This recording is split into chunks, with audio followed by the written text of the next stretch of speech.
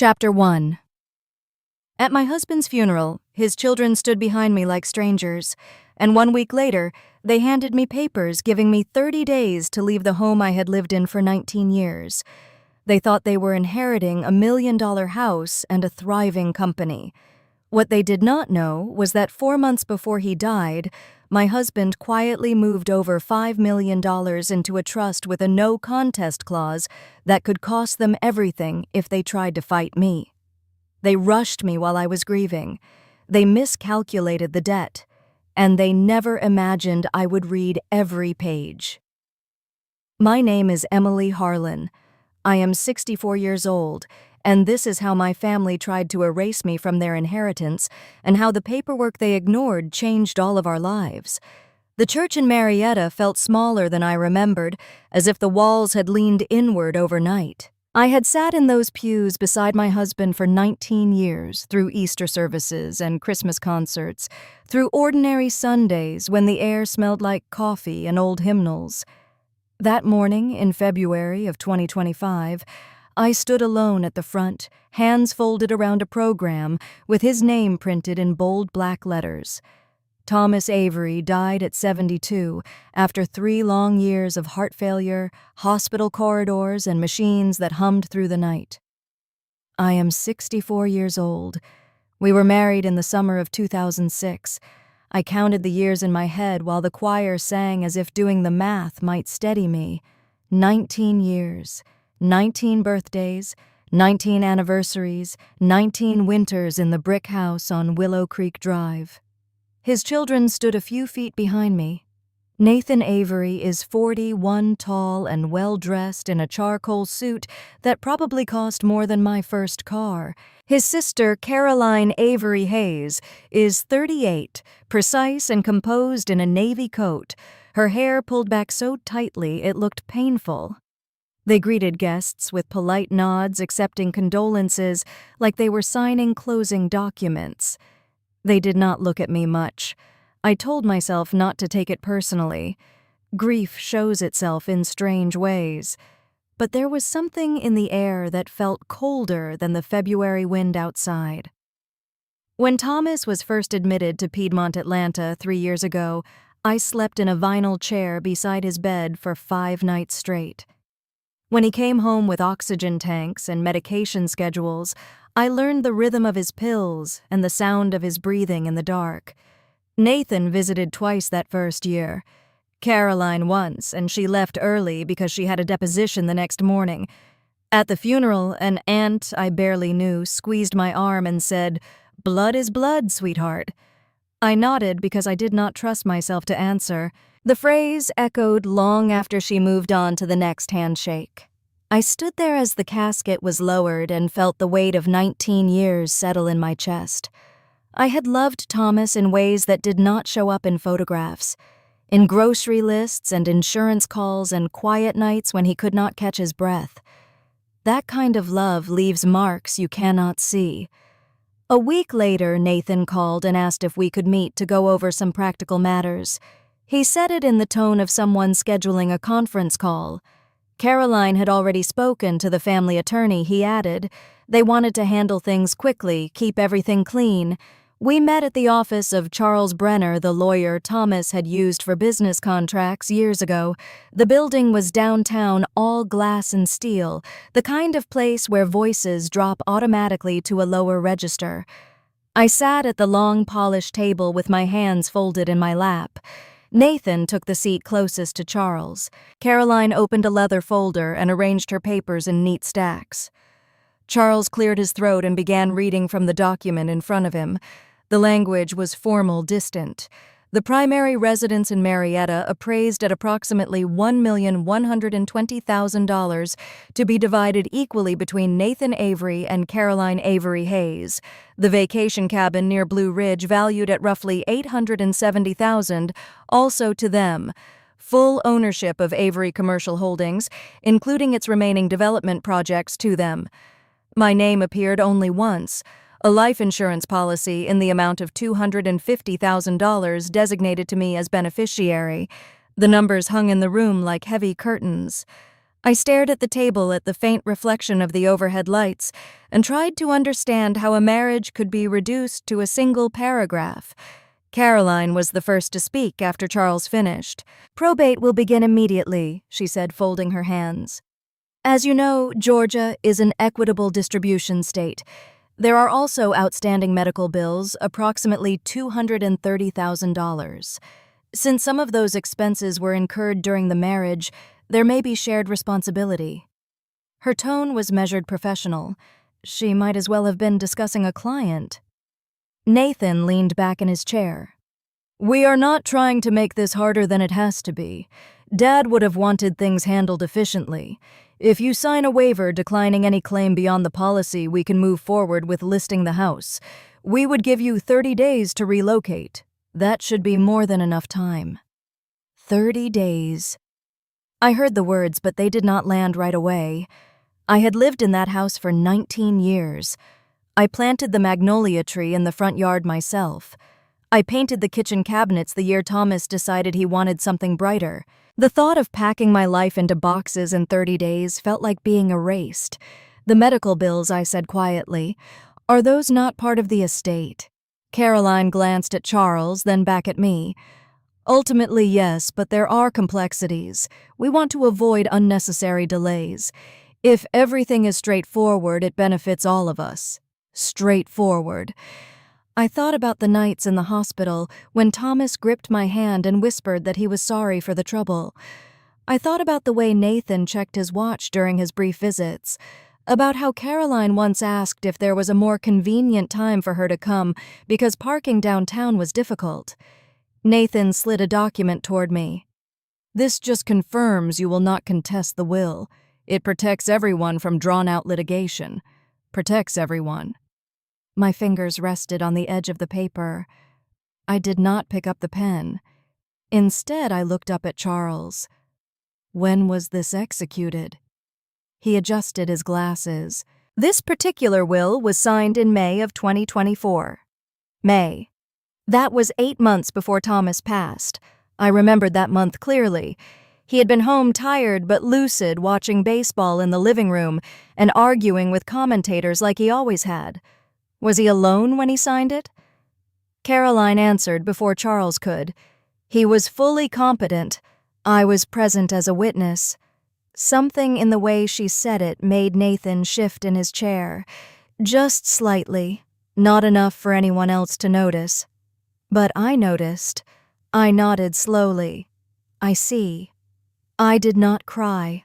I did not accuse. I did not say that I had been the one driving him to every appointment, managing every prescription refill, listening to the cardiologist explain risks in careful, sober tones. I did not say that 19 years seemed to count for less than biology in that room. Instead, I folded the document back toward Nathan. "I will need some time to review everything. I am not signing anything today." Caroline's jaw tightened.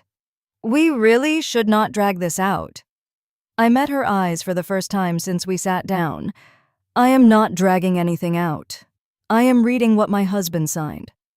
Silence settled over the table. Not explosive, not dramatic, just heavy. Nathan cleared his throat.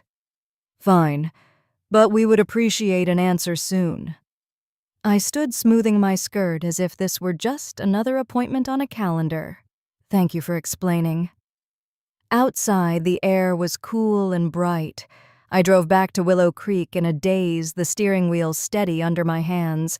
The house looked the same as it had that morning, brick warm in the sun, the magnolia tree bare for winter. Inside, I walked straight to the study. Thomas kept his old file cabinet there, even after most things went digital. I opened the top drawer and ran my fingers over the hanging folders labeled in his tidy handwriting. "Do not sign anything when you are still hurting," he had told me once after a friend of ours rushed into a bad investment during a divorce. Pain makes people impatient. I sat down in his leather chair and let the silence fill the room. I was still hurting, but I was not impatient. I would read every page, I would look at every date, and I would not move out of my home in 30 days because someone else was in a hurry. Chapter 2. The house was too quiet after that meeting, the kind of quiet that presses against your ears until you can hear your own pulse. I stayed in Thomas's study longer than I meant to, opening drawers I had not touched in years. Warranty papers, old tax returns, a stack of church bulletins tied with a rubber band. Nothing unusual. It was not until I picked up his brown leather wallet from the desk that I felt the shift. I had emptied it at the hospital, taken out the insurance card and his driver's license when they needed identification. I thought I had gone through everything, but when I turned it over and pressed along the seams, something small and metallic slid free from a hidden inner pocket. A key. Not the kind you use for a house or a car. Smaller, stamped with a number and the name Peachtree Federal Bank. My breath slowed. Thomas had always been organized, but he was not secretive. We had joint checking, joint savings, joint credit cards. If he kept something separate, there was a reason. I sat down again in his chair and turned the key over in my hand. The last time I had been inside Peachtree Federal was years ago when we refinanced the house. I tried to remember if we had ever opened a safe deposit box. I could not. The next morning, I drove there as soon as they opened. The branch sat in a quiet shopping plaza near Roswell Road, brick and beige, like every other bank in suburban Atlanta. Inside, the air smelled faintly of carpet cleaner and coffee. A young teller greeted me, then called over the branch manager when I explained I believed my late husband had a safe deposit box. The manager, a woman in her 40s with kind eyes and a silver name tag that read Angela Morris, listened carefully while I showed her the key. "We will need to verify your identity and your relationship to Mr. Harlan," she said gently. "Do you have a copy of the death certificate?" I handed her the folded document from my purse. My name still looked strange next to the word widow. Angela reviewed the paperwork and nodded. "It appears there is a box registered solely under your husband's name. As his surviving spouse, you may access it, but we will need you to sign here and here." She slid a clipboard toward me. I read each line before signing. Thomas used to tease me for that habit. Now it felt less like caution and more like instinct. A bank employee escorted me down a narrow hallway into the vault. The door was thick and metallic, the kind that makes you aware of its weight. He inserted a master key while I used the smaller one from Thomas's wallet. The lock clicked open with a sound that seemed louder than it should have been. The box itself was light in my hands, but I carried it to the small private room as if it were fragile. When I lifted the lid, I did not find jewelry or cash. I found a thick manila folder neatly labeled in Thomas's handwriting. Harlan Family Revocable Trust. My heart thudded once hard. I sat down and opened the folder carefully. The first page was dated October 14th, 2024, 4 months before Thomas passed. The document named Thomas Harlan as grantor and trustee, and me, Emily Harlan, as successor, trustee, and primary beneficiary. I read the date again. October. That was after his cardiologist adjusted his medication, but before the final hospitalization. He had been tired, yes, but sharp. He still argued about football scores and corrected the news anchors from the couch. I flipped through the pages slowly.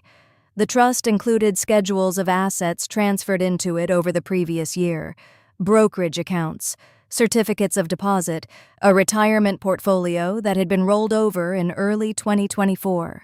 The total value based on the attached statements was just over $5 million, $5.38 million to be exact.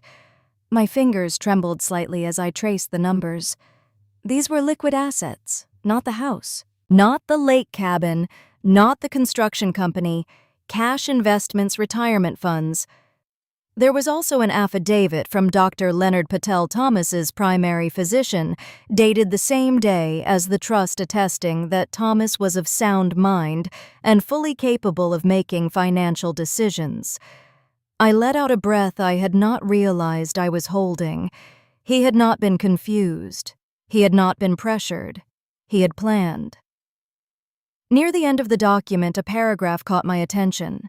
It stated that any beneficiary who challenged the validity of the trust or initiated litigation regarding its terms would forfeit any interest they might otherwise receive. A no-contest clause. I leaned back in the small bank room, the hum of the building faint beyond the walls. If Nathan and Caroline decided to fight, they could lose whatever portion the trust might eventually allocate to them. For the first time since the funeral, something inside me shifted from grief to clarity. Thomas had not been trying to punish his children. He had been trying to protect me. I closed the folder and sat there for several minutes, absorbing the implications. The will Charles read at his office addressed the house, the cabin, the company. But if the liquid assets had already been transferred into the trust before Thomas died, the trust controlled them. And in many cases, properly funded trusts take precedence over a will. I was not ignorant of these things. I worked as a bookkeeper for 15 years before retiring. I handled budgets, reconciled accounts, reviewed contracts. I understood how money moved. What I had not understood was that Thomas had moved it quietly. Back at the counter, Angela asked if everything was in order. "I think it might be," I said carefully. "Thank you for your help." Driving home, I felt something unfamiliar rising in my chest. Not anger, not triumph, something steadier. At a red light, my phone buzzed. "Nathan, did you have a chance to look over the waiver?" he asked without greeting. "I did not sign anything," I replied. "We need to list the house soon. The market is shifting. If we wait too long, we could lose value." I glanced at the steering wheel at the faint scratches Thomas had made years ago when he installed it himself. "I will not be rushed," I said. "There are documents I need to review." There was a pause on the line. "What documents?" "I will let you know when I am ready to discuss it." He exhaled sharply. "Emily, we are trying to do this the easy way." "So am I." I answered and ended the call. That afternoon, I called a law firm I had once seen advertised on a billboard near Interstate 75, Carver and Shaw Trust and Estate Litigation.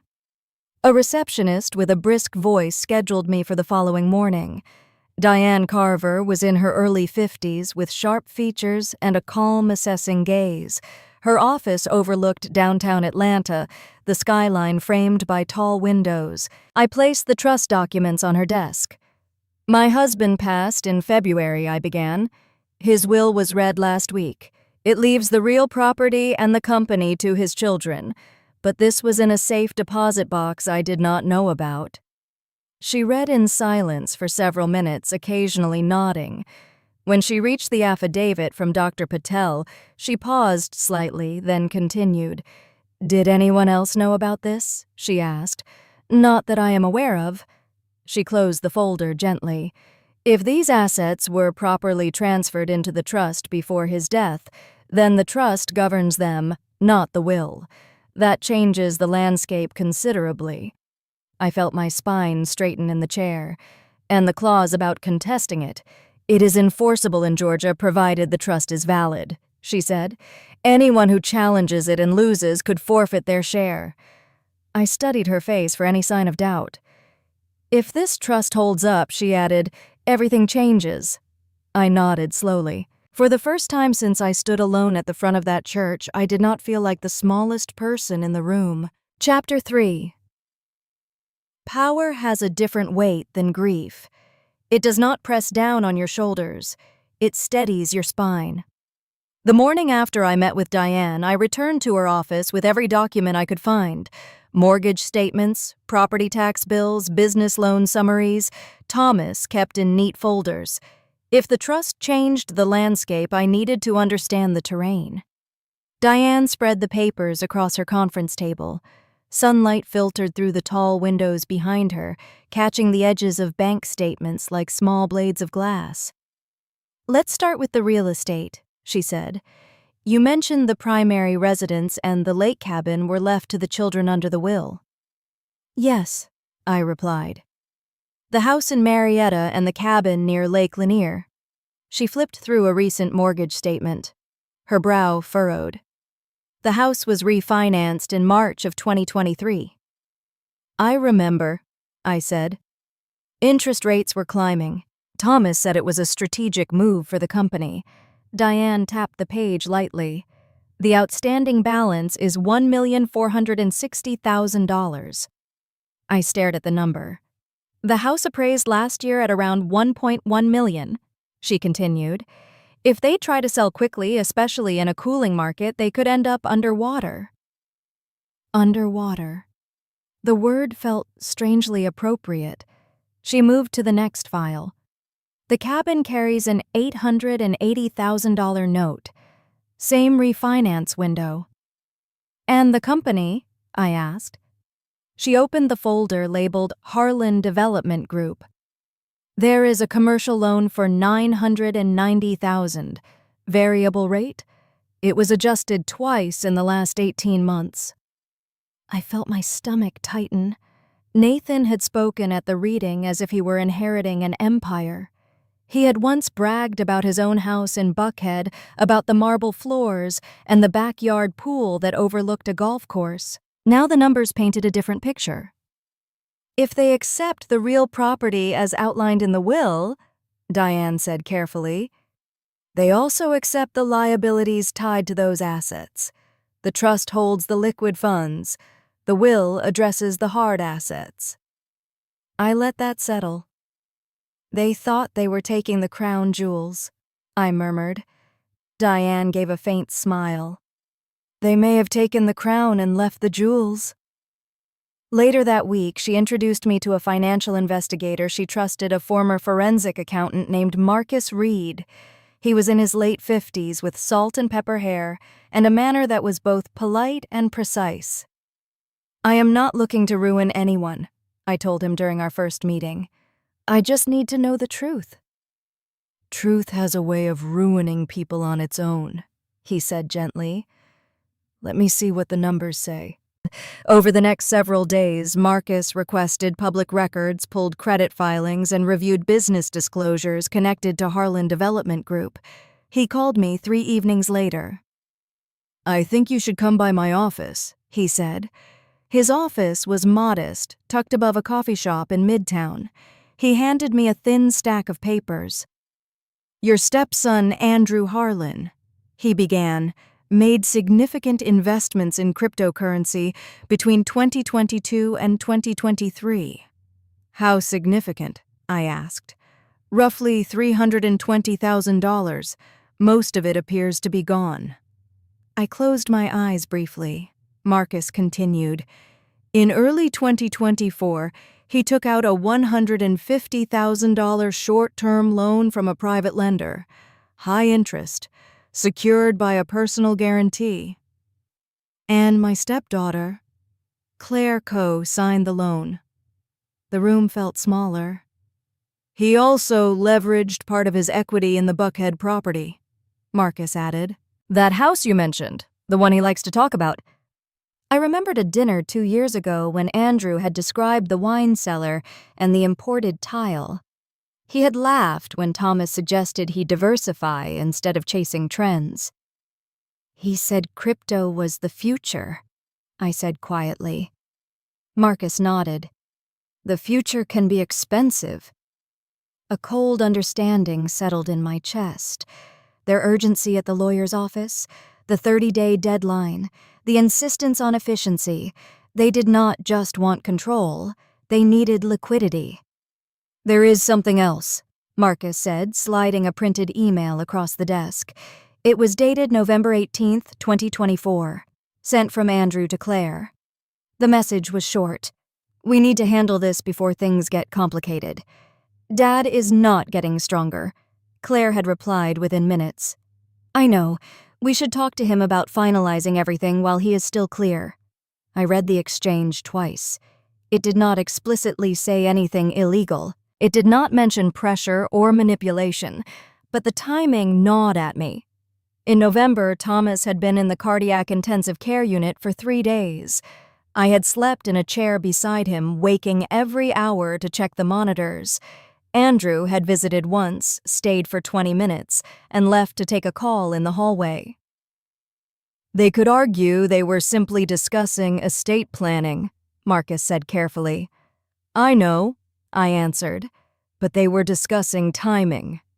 He watched me for a moment. Under Georgia law, undue influence requires proof of coercion or manipulation. The bar is high, but the optics are not good. Optics matter, I said. On the drive home, I thought about Thomas lying in that hospital bed, his skin pale against the white sheets. He had squeezed my hand and whispered, "You are going to be all right." I had believed he meant emotionally. Now I wondered if he meant financially. 2 days later, the doorbell rang just after dusk. When I opened the door, I found Andrew's wife, Melissa, standing on the porch. She looked different than usual, less polished. There were faint shadows beneath her eyes. "Can I come in?" she asked softly. I stepped aside. She sat at the kitchen table, twisting her wedding ring around her finger. "I did not know where else to go," she began. "I found letters from a lender. They were addressed to Andrew but came to the house." I waited. "They are threatening legal action," she continued. "I asked him about it and he said it was temporary, an investment gap. But the numbers do not look temporary." I chose my words carefully. "How much?" She swallowed. "More than 200,000. Maybe more. I am not even sure I have seen everything." The room felt heavy again, but this time not with grief. "I did not know he was borrowing that much," she whispered. "Your husband always said Andrew was ambitious. I did not realize ambition could cost this much." "He did not tell you?" I asked. She shook her head. "He said it was strategic. He always says that." There was a long silence between us. "Did you know about the trust?" she asked suddenly. I met her eyes. "Yes." She nodded slowly. "Andrew thinks everything will work out once probate is done." I thought of the mortgage statements spread across Diane's table. "He may be counting on the wrong outcome," I said quietly. Melissa looked down at her hands. "I do not want this to turn into a war." "It is not a war," I replied. "It is paperwork." But even as I said it, I knew paperwork can cut deeper than raised voices. After she left, I stood at the kitchen window and watched the streetlights flicker on. Andrew's life was beginning to crack at the edges, not because of anything I had done, but because of choices he had made long before Thomas passed. I felt disappointment more than anger. I had hoped in some naive corner of my heart that grief might soften us all. Instead, it had revealed fault lines that had been there for years. The next morning, Diane called. "I reviewed the email exchange you forwarded," she said. "It is not a smoking gun, but combined with the financial pressure, it strengthens our position." "Our position," I repeated. "You are not obligated to stop them from accepting what is outlined in the will," she continued. "If they insist on taking the real property, they will inherit the associated debt. And if they contest the trust, they risk losing everything allocated to them under it." I looked around the living room at the framed photographs of Thomas, with his children as teenagers fishing at the lake, smiling into a sun that felt very far away now.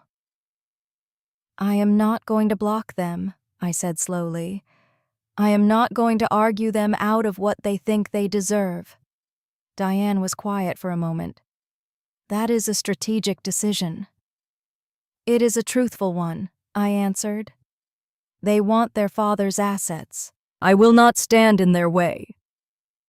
When I hung up, I did not feel vindictive. I felt resolved. If Andrew and Claire chose to take their inheritance exactly as written, in that will they would also take its weight. I would not chase them. I would not shout. I would not beg for fairness. I would simply let the documents speak. Chapter 4. 2 weeks later, we were back in a conference room, this time on our terms. Diane had scheduled the meeting at her firm in Midtown Atlanta. The room was smaller than Charles Brenner's, less polished, more direct. A rectangular table, 5 chairs, a window, overlooking traffic inching along Peachtree Street. Andrew arrived first, his jaw set tighter than usual. Claire followed close behind him, a leather portfolio tucked beneath her arm. Charles Brenner came last, offering a polite nod as he took his seat across from Diane. I sat beside Diane. I folded my hands in my lap and kept my shoulders straight. Diane began without ceremony. "Thank you all for coming. We are here to clarify the estate structure and discuss next steps." Andrew leaned back, arms crossed. "We already know the structure. The will was read." Diane met his gaze evenly. "The will was read, but it is not the only controlling document." She placed a copy of the trust agreement on the table and slid it toward Charles. "This is the Harlan Family Revocable Trust executed October 14, 2024. The grantor transferred specific assets into this trust prior to his death." Claire's eyes moved quickly across the first page. Andrew looked at Charles. "You were aware of this?" Charles adjusted his glasses. "I was not provided with this document at the time of probate initiation." Diane continued calm and measured. "The trust holds approximately $5.3 million in liquid assets, brokerage accounts, retirement funds, and cash equivalents. These were transferred during the grantor's lifetime. Therefore, they do not pass through probate and are not governed by the will." The room shifted. Andrew's posture changed almost imperceptibly. His arms uncrossed. He leaned forward slightly. "What does that mean for the house and the company?" he asked. "It means the real property outlined in the will remains subject to probate," Diane said, "but the liquid assets do not." Claire spoke carefully. "Are you suggesting the trust supersedes the will?" "I am stating that properly funded trusts operate independently of a will," Diane replied. "The assets already transferred are governed solely by the trust terms." There was a pause. A real one, not the polite kind. Diane turned to a specific page. "There is also a clause you should both review carefully." She read it aloud, her voice steady. "Any beneficiary who initiates legal action contesting the validity of this trust or its distributions shall forfeit any interest otherwise allocated under the trust." The words settled in the air. Andrew's eyes moved from the page to Diane, then to me. "You are saying if we challenge this, we lose everything." "I am saying that is the legal effect of this clause provided the trust is upheld as valid," Diane answered. Charles cleared his throat. "Such clauses are enforceable in Georgia if properly drafted and executed," he said cautiously. Andrew's jaw tightened. "So she just gets $5 million and we get saddled with real estate." Diane did not flinch. "The trust does not eliminate the will. The will still controls the distribution of the house, the lake property, and Harlan Development Group." She slid another set of documents forward. "However, those properties carry associated liabilities." Claire looked up sharply. "What liabilities?" Diane opened the mortgage statements. "The Marietta residence has an outstanding balance of approximately $1,460,000. The lake property carries roughly $880,000. The commercial development company has a variable rate loan just under $1 million. Andrew blinked. "The house is worth over $1 million. "Appraised last year at $1.1 million, Diane replied. "Market conditions have shifted. A quick sale may not cover the full note." Claire's composure wavered for the first time. "You are implying we would inherit debt." "You would inherit property encumbered by debt," Diane corrected. "That is standard." Andrew's voice rose slightly. "That is not how Dad explained it." I felt the words land like a stone in water. I spoke for the first time. "Your father refinanced in 2023.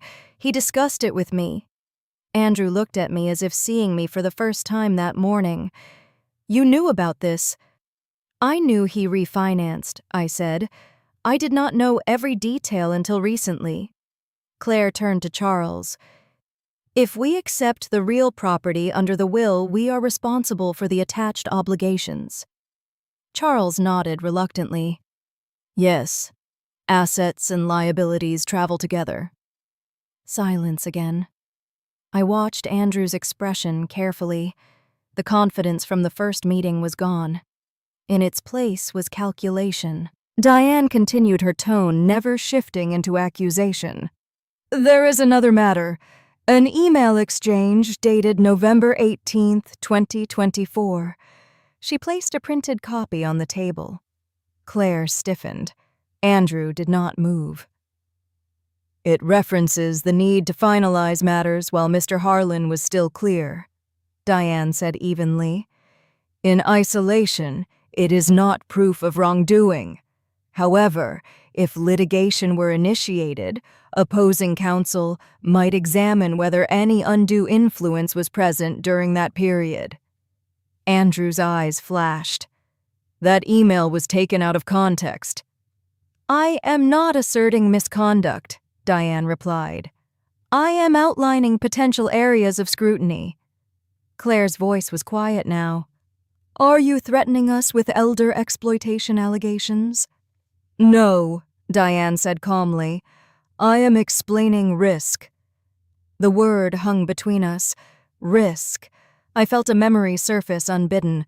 Thomas in the hospital bed tubes running from his arms, his hand warm and heavy in mine. "You are going to be all right," he had whispered. At the time, I thought he was reassuring me about loss. Now I understood he had been planning protection. Andrew pushed his chair back slightly. "So what exactly are you proposing?" Diane folded her hands. "I am proposing that everyone consider the full structure before taking adversarial action. If you choose to accept the real property under the will, that remains an option. If you choose to contest the trust, you assume the risks we have discussed." Claire's eyes met mine. "You could simply divide the liquid assets and avoid all this." I felt sadness more than anger. "Your father made decisions last October," I said quietly. "He did not consult me on every detail. But he did not hide this by accident." Andrew ran a hand through his hair. "We need time." Diane nodded. "Of course." Andrew stood. "We need to review the numbers and reassess our position."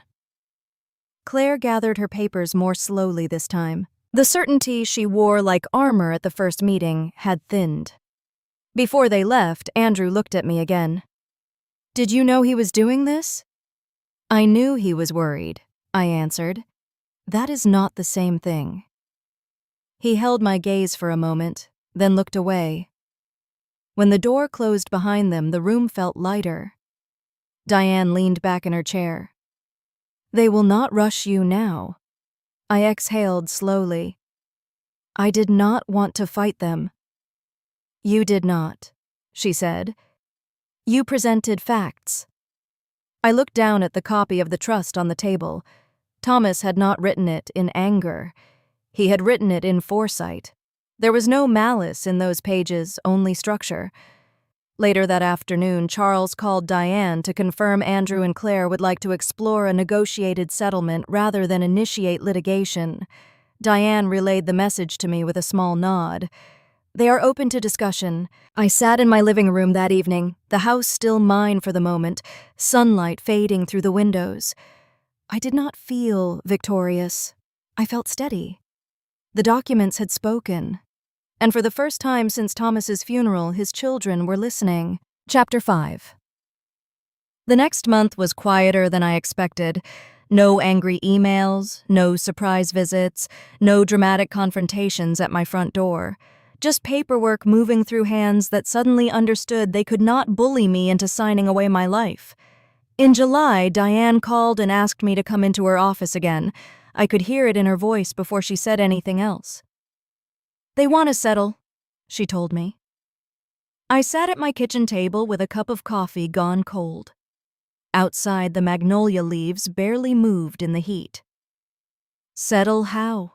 I asked. "Andrew and Claire agree not to contest the trust.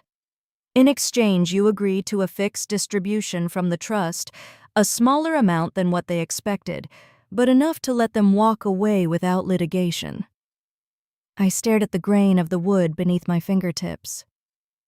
"How much is smaller?" I asked. Diane gave me the number. It was not insultingly low. It was not generous. It was something that sounded like a compromise made under pressure. "They will also take responsibility for any debt tied to the property they claim under the will," she added. "House cabin company obligations. We will make it explicit." "And criminal charges?" I asked, because I knew the question would sit in the room even if no one said it out loud. Diane paused. "There is not enough to meet the threshold for prosecution. The email is bad optics. The financial pressure is context. But we do not have direct proof of coercion, and the district attorney is not going to build a case on what amounts to ugly family behavior." Ugly family behavior. That was the cleanest phrase anyone had used for what it felt like to be treated as disposable. "So this ends it," I said. "It can," Diane replied, "if you want it to." I did. Not because I was afraid, but because I was tired. I had spent 3 years living on hospital time, counting hours between medication changes and blood pressure checks. I did not want to spend the next 3 years living on court time. We met in Diane's office in early August of 2025. Andrew and Claire came with Charles Brenner. Andrew's suit was still expensive, but it hung a little looser at the shoulders. Claire looked composed, but her eyes carried a strain I had not seen before.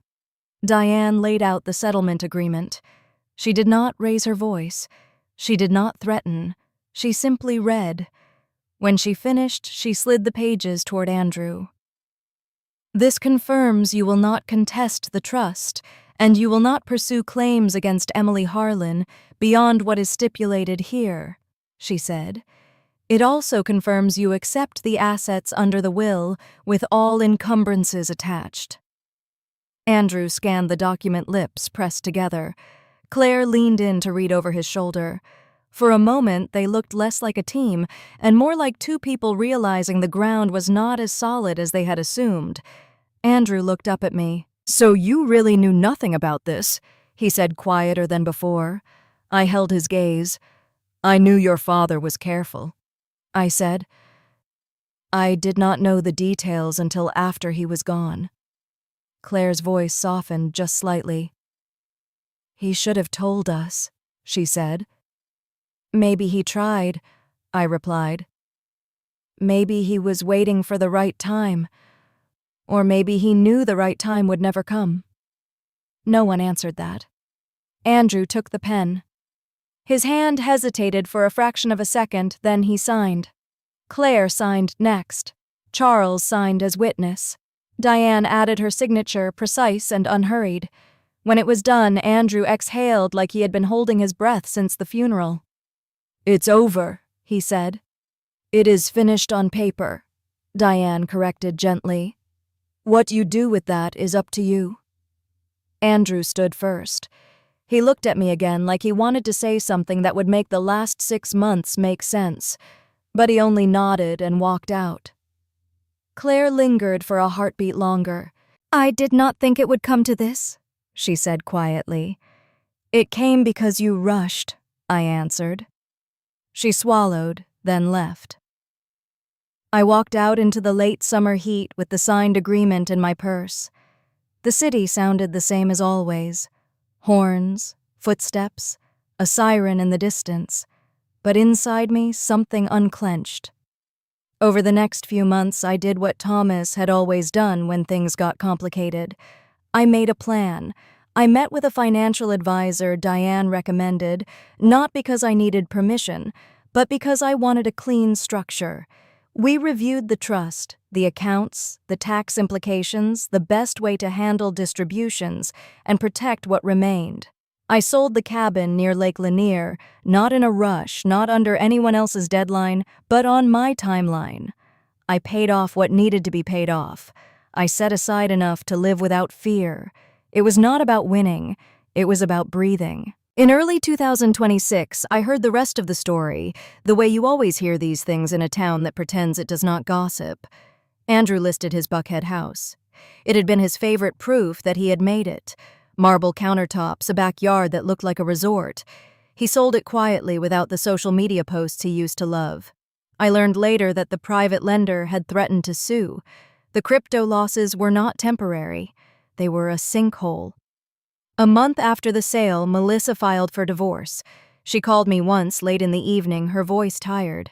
"I tried," she said. "I really did." "I know," I replied. "I kept telling myself it would stabilize once everything was settled," she whispered. "But the truth is, he was unstable long before your husband died." There was nothing for me to say that would fix it, so I did not try. I simply listened until she hung up. Claire's consequences were quieter but sharper in their own way. A colleague filed a complaint with the state bar alleging she had acted improperly while navigating family estate matters blurred lines that should have stayed clean. I do not know what came of it, and I did not ask. I only know she stopped returning calls from people she used to correct with effortless confidence. I did not celebrate any of it. I did not feel joy watching them lose pieces of their lives. What I felt was distance, the kind that allows you to see a situation clearly without being pulled into it. In the spring of 2026, I moved. Not because anyone forced me out, but because I no longer needed a large house filled with echoes. I bought a smaller place in Alpharetta, close enough to the church, close enough to the friends who brought casseroles during the hardest months, far enough from Willow Creek Drive to stop expecting Thomas to walk through the door. I painted the kitchen a warm cream color. I planted herbs in pots on the back patio. I learned the quiet of a new neighborhood, the way sunlight hits different windows, the way freedom sounds like nothing at all. That summer, I started something I had been thinking about since the day I found that key. I called it the Harlan Financial Dignity Project. It was not grand. It was not flashy. It was a small program hosted through the community center and the church, offering workshops for women who had spent decades taking care of everyone else and never learned how to protect themselves on paper. We talked about wills. We talked about trusts.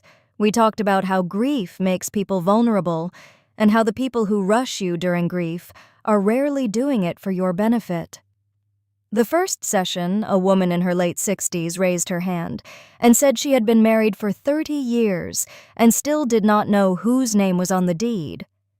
I looked around that room and realized how common my fear had been. I did not destroy Andrew and Claire. I did not ruin them. I did not set out to punish anyone. I refused to destroy myself.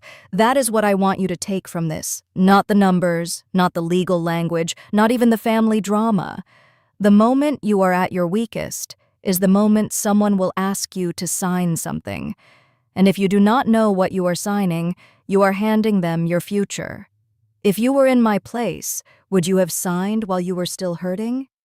And do you have a trust or a plan in place so no one can rush you when you are vulnerable?